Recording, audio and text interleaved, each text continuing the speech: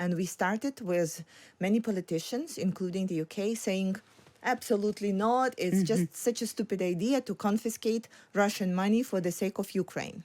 Right now, we are at the situation where we have made the progress, when everyone kind of agrees that it's necessary to do, that it's better to use Russian money than getting into taxpayers' pockets to support Ukraine. Even recently, David Cameron went ahead and said that he is constantly supporting the idea. However, we're hearing this, yes, and we support it, but we do not see the real action. Now, The Times has the story that British luxury firms like Rolls-Royce and Bentley are still selling cars in Russia despite UK government sanctions by independently importing them from neighbouring countries. You can read that on the Times website and app now. Meanwhile, Ukraine, of course, is waiting for aid from the US and Europe, and Russia continues to launch missile and drone strikes over the entirety of the country. Kira Rudik, Ukrainian MP, is joining me in the studio now. Welcome again. What is your reaction to that Time story about British cars being sold in Russia? Hello, Casey. Thank you so much for having me. Well, of course, it hurts when things like that happen because we know that there is a price for actions like that, and we pay this price with the lives of our people. Not only the soldiers who are fighting at the front, but people who are sleeping in their beds in peaceful cities and are attacked by Russian missiles and drones every single night.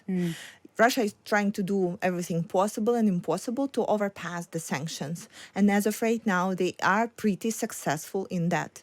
They are able to do it through the third countries that are not supporting the sanctions regime. And so they're still getting the luxuries, they're getting the different products, but most importantly, they are still getting the particles for the missiles and the drones. Then they're using them to build more missiles and drones and to send them our way. Well, and talking of missiles being sent your way, there have been strikes across the country, including Kyiv, where you live. How is morale there? How are people coping with it? It is hard because when you go to bed at night, you have no guarantee that you will wake up in the morning. And I think it's one of the biggest personal threats is not to wake up. And you cannot get used to that, Katie, at all. And this is hard because now with the delays, with the ammunition and supplies, we can just hope that our air defense have enough of what they need to take those missiles and drones down. And if the supplies would not be reestablished, it will get harder and harder and more dangerous just to exist in Ukraine. And last time you came in to the studio, you were talking about wanting the British government to press to free up billions of pounds in Russian assets that were frozen by the UK in the wake of the invasion. And that was your purpose of coming here. You're here again, I assume, for the same purpose. So do you feel that you're not making any progress? What's the stumbling block? We have been working on that for more than 2 years right now. And we started with many politicians, including the UK, saying, absolutely not. It's just such a stupid idea to confiscate Russian money for the sake of Ukraine. Right now, we are at the situation where we have made the progress, when everyone kind of agrees that it's necessary to do, that it's better to use Russian money than getting into taxpayers' pockets to support Ukraine. Even recently, David Cameron went ahead and said that he is constantly supporting the idea.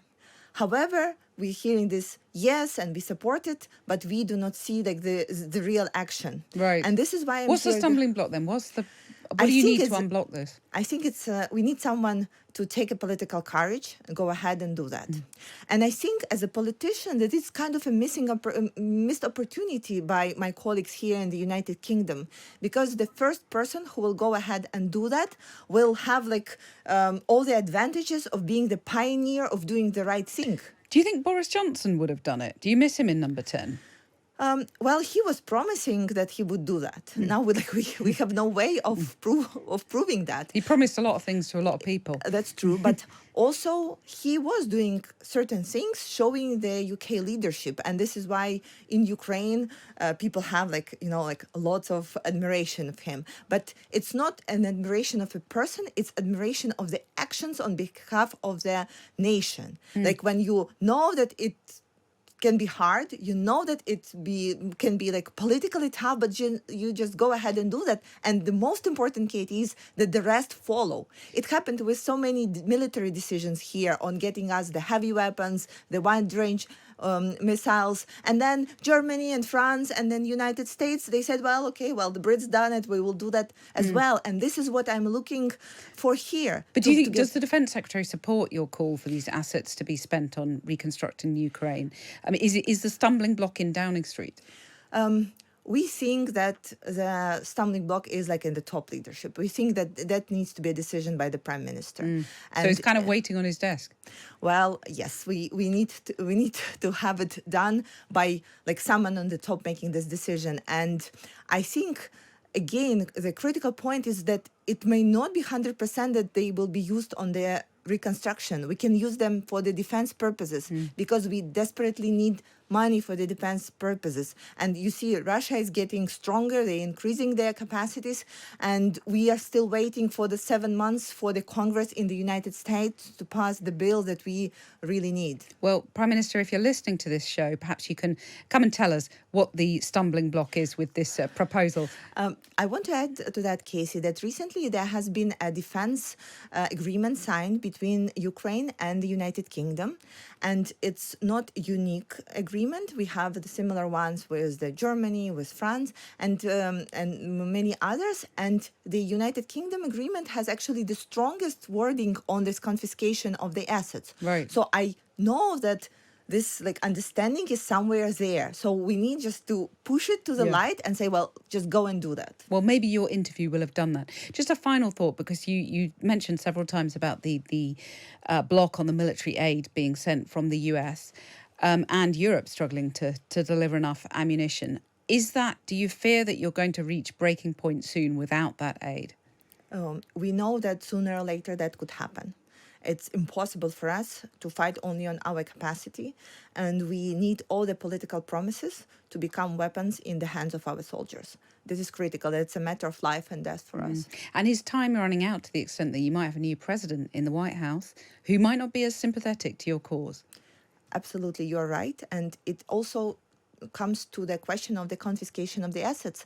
If it's not done before the US election, at some point those money can be used as a trading or negotiation point by potential new president in the United States. And we just absolutely cannot allow that to happen. Right, so there's a real urgency. Kira Rudik, thank you very much for coming into the studio. Ukrainian MP there who is trying to press the UK government and press Rishi Sunak in particular to make a decision on spending some of those frozen Russian assets on reconstructing Ukraine and repairing some of the damage.